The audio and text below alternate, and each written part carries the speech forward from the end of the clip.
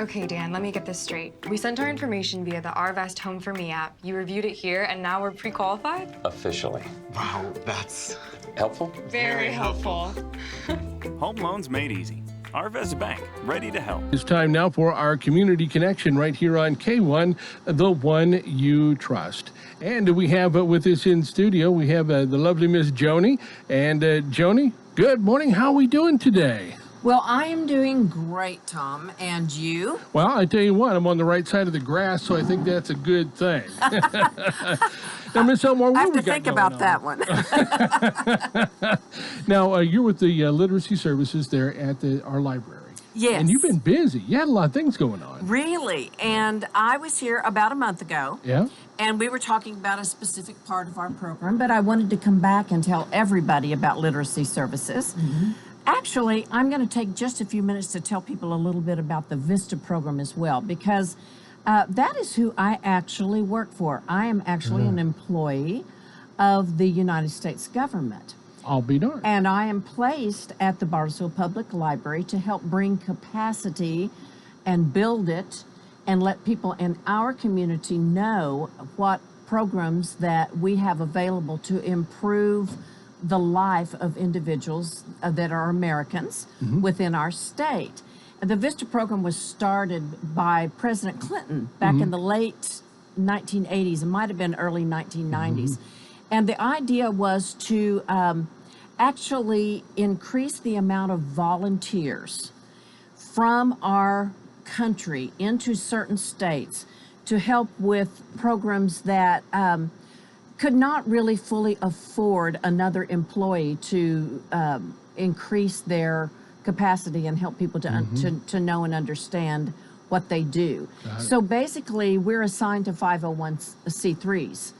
And it's a little bit different in our group at the Bartlesville Public Library because, you know, the Bartlesville Public Library is a city entity. It is. But we actually work for the Oklahoma Department of Libraries, which is just a little bit different. And we are a literacy program that is placed within the Bartlesville Public Library. So in our own way, we're separate, but we're unified. We have the same purposes, and on the second floor of the Bartlesville Public Library is the Literacy Services Department. And it's my job to help bring awareness in our community, especially to people who are underserved, may not have an opportunity or an ability to change it and increase their lifestyle on their own. Well, this is amazing, the more you know. Now, I remember hearing that term VISTA when I was a younger fella, and I just couldn't place it. Thank you very much for clearing that up there. And it's nice to know that we have your services here in Bartlesville so that we can, like you said, be independent but yet unified. Actually, we work for the Corporation of National Community Service for the United States of America. And if you understand VISTA, then you will understand the Peace Corps and the Retired Senior Volunteer Corps.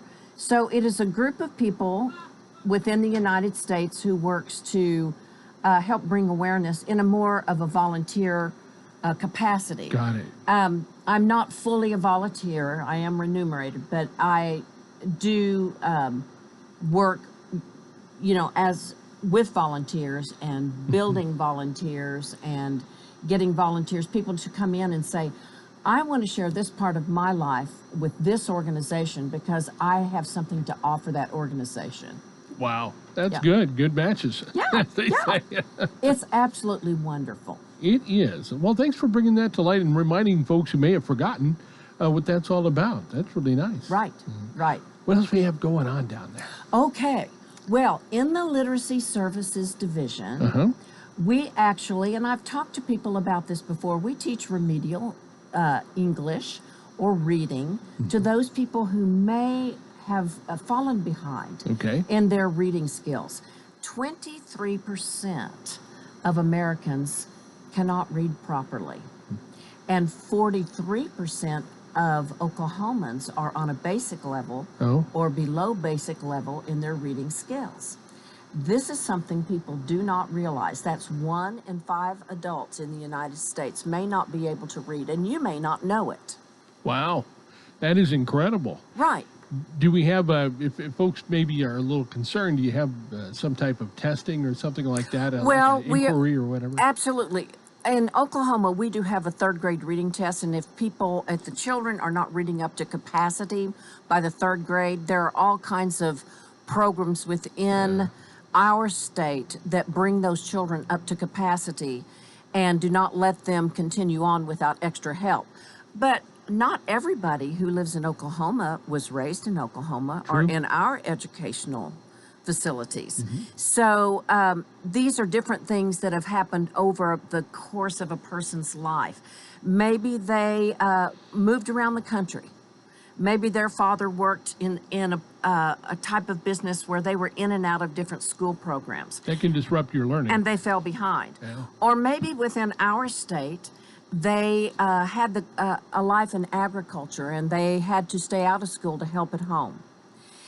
There are different kinds of things that cause that. Emotional trauma can cause that in people's lives, and even sickness in a child's life can cause that, where they may have fallen behind even in their school programs, and then they devise these coping mechanisms that make everybody think they can read, but they can't.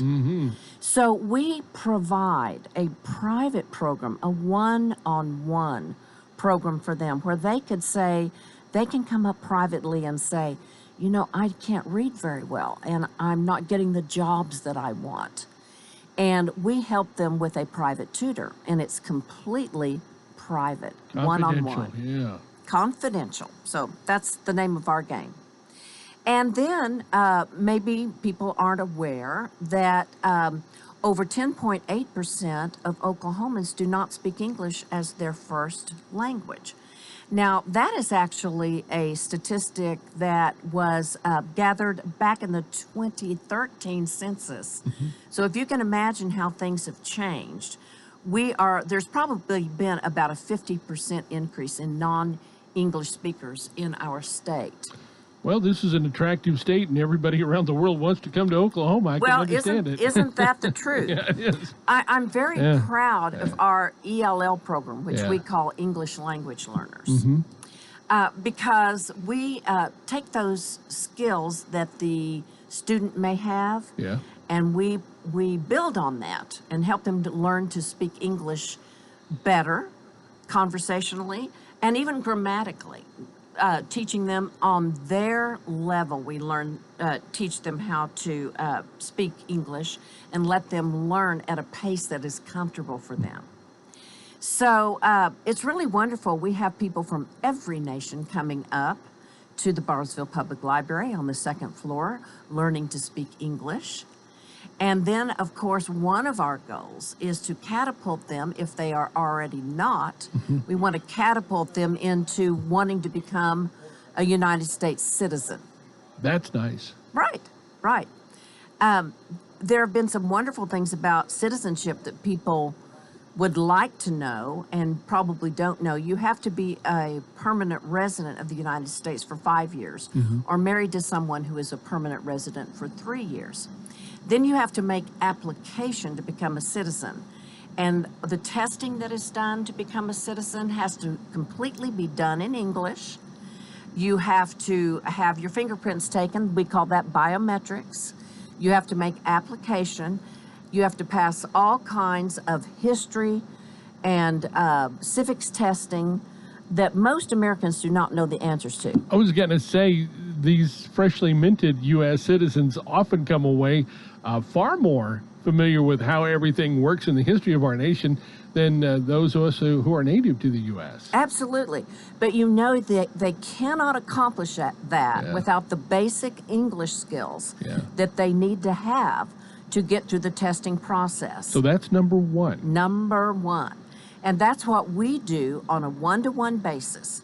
I would like to just interject that during the COVID-19 crisis, we have had some struggles with being allowing our tutors and our students to get together in our library. We have had to basically work it out a different way.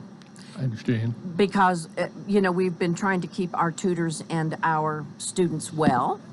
So we have these wonderful people who are doing it on Zoom. Can you imagine? So we have some students and tutors who have really only met each other on the computer, and but we're going to resume one-on-one communication and tutoring very, very soon. We're excited about that, but we don't have an exact date to tell everybody about. Oh, okay. So we'll keep that under wraps for a while until we get things confirmed, and then we'll be happy to just broadcast it out there for everybody. Absolutely. There you go. Absolutely. So we're always looking for new tutors, and that's what I came and talked to everybody about in August. Whoever. And I have a couple of new ones, and it has been wonderful. The energy that a new tutor brings to our program, and the excitement and the enthusiasm that a new learner brings to our program, because they want to learn and we want to teach. Well, there you go. And that combines nicely. Absolutely. So most people don't know about that. And in the second half of our discussion here, I want to talk about an area that we're very efficient and proficient in our literacy services department, and that is health literacy. Okay. That is something that I'd be paying close attention to these days. Well, you might be a statistic, Tom. Did you know that Oklahoma ranks 50th in the United States in health literacy? That is not first place. No, that's Last place. Yeah. And how in the world did that happen to Oklahomans? Good old-fashioned home cooking and ease and comfort of the modern-day world. Be two combinations. Right. I think maybe one of our biggest failures, if it's a failure, is that we're busy. Yeah. And we are running through McDonald's and Wendy's, and there aren't as many healthy options in those type of restaurants. Grab, go, run some more. Right, right. And I am impressed sometimes in the drive-through restaurants that they do have some good options, but many times we're tempted to stray away from that and get a big old hamburger and a chocolate shake and a supersized fries, right? Well, yeah. Well, that kind of eating, let's say, has been a part of the problem in our state and other states all over the country. So you talked about good old-fashioned home cooking. Yep. We try to increase people's awareness and desire to cook in their homes again. Eat your own food is what a doctor told me about 10 days ago. Eat your own food, stuff that's brought into your home that you prepare. That way you know what's in it. Absolutely. There's, we don't go intensely deeply into the medical side, Sure.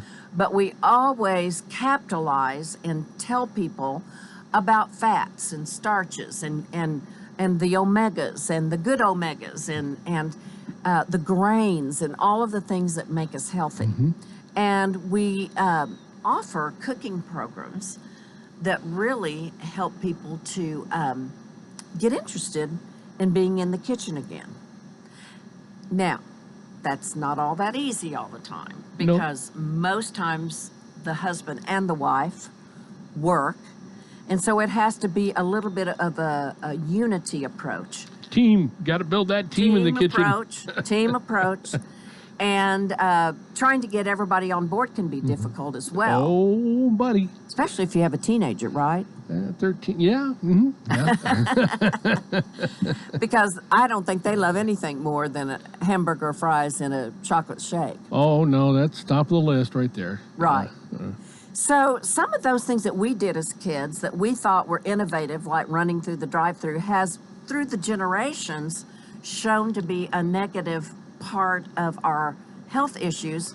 And now in the senior section of our life, which I hate to admit that I might be there. You might have company, Joni. You're my company, right? Yeah. Then we start to see that we have health issues. Yeah. Heart problems, diabetes, the things that are really, really silent killers. So we are trying to offer some wonderful things for people to be interested in, to see how to cook properly. And we have, you let me know when we need to stop. Just raise your hand. Oh, no, we're ready to go. We still got another 6 or 7 minutes. Because I'll just keep going. I know. Joni does not run out of words. She knows a lot of them. Well, because there got a lot to talk about. I represent such a wonderful program. You bet. But on the first Tuesday of every month, we have Something's Cooking with Susan. Something's Cooking with Susan. Now, that is Susan Miller, and she was the owner of the Rolling Pin restaurant. Got it. Let me tell you, that woman can cook, and she can cook wonderful foods.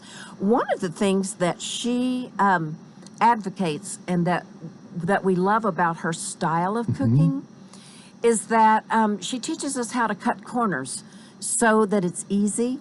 And she also teaches us the gadgets that you need to have in your kitchen to make it easy. Okay. And sometimes that can be, an investment, but the quicker you can get it done if you're working, the better it is. And the more things you have to make that preparation easy for you causes you not to cut those corners and end up doing the drive-through on the way home, right? Yeah. So she is really great about that. She also teaches people how to save food and save on foods, how they can repurpose their leftovers and make it happen on a second meal. It seems like in my family, there's only a few leftovers. I think that one of the things that we need to do probably is watch our portions. She talks about that as well. But the food choices are just so excellent. I like that. I like having options. But I know what you mean about food portions. What happens, especially in my age and stuff like that, you raise 6 kids, you only got 1 left at home, you're still cooking for an army, and it's only 3 people. Well, I can really relate to and that. And you got to retrain yourself for how much you really need to prepare. I really can relate to that. And but it's not necessarily in our home an army of food, but we do want to have the quality of food that we can have. And in our family, we have people that like to eat differently. One of the members of our family is fully vegan. Others need more protein in their diets and are still eating meat. Some people in our family watch the carbohydrate levels. So if you're the cook, you've got to be pretty creative to get enough vegetables and yet prepare a meal that might have good lean meats and still not have as many carbohydrates as they don't need. So it's a little bit more than just heating something up and throwing it on the table. There's some thought and some preparation. But as you say, our instructors make it easy. They really do. Yeah. And of course, you don't want to skimp on anything. You want a balanced diet. And those basic food groups that we talked about back when we were in school are still there.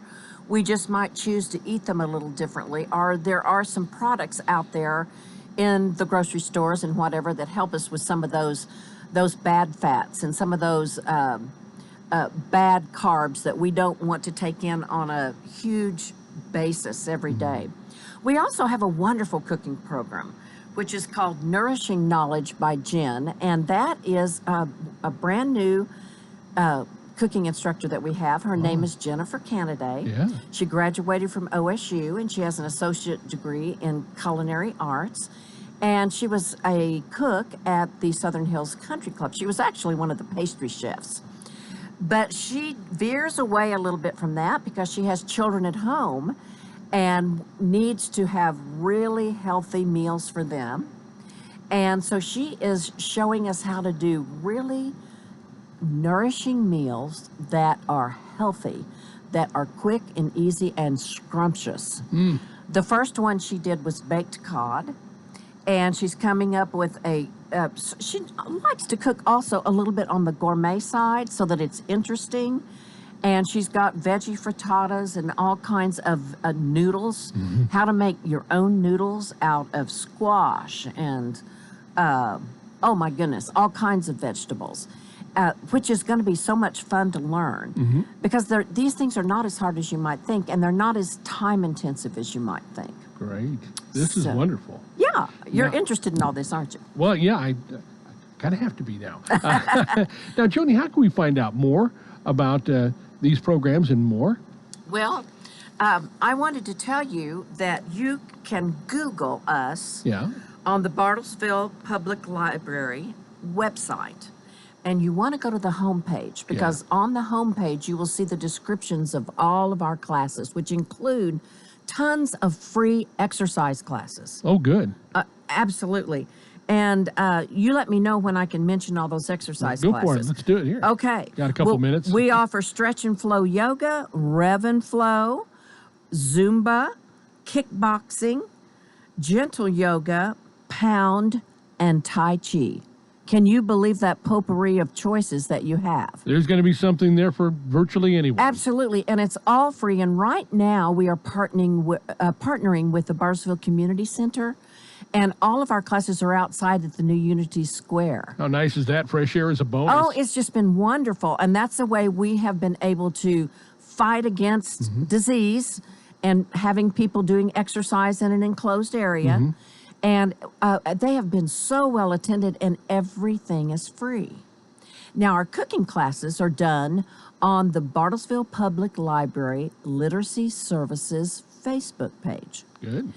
I get to commentate those shows, and they are so much fun.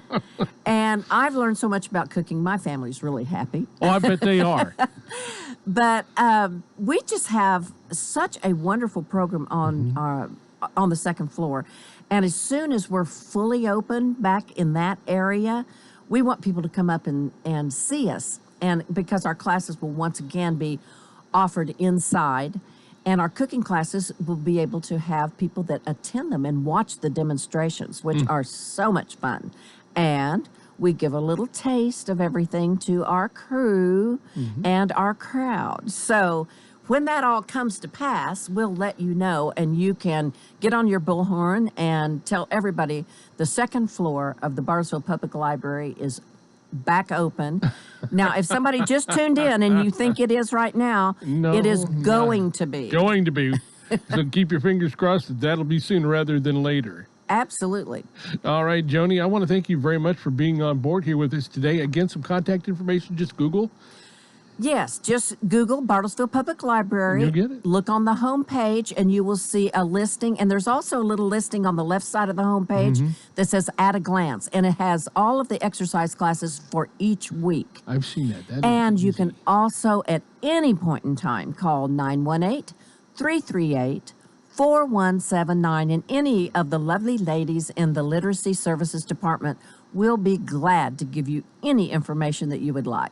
Thank you, Joni. Appreciate it. Tom, thank you for letting me come back again. Oh, you're always welcome. We've got more coming up right here on K1. Is it time to start thinking about a new car? But the thought of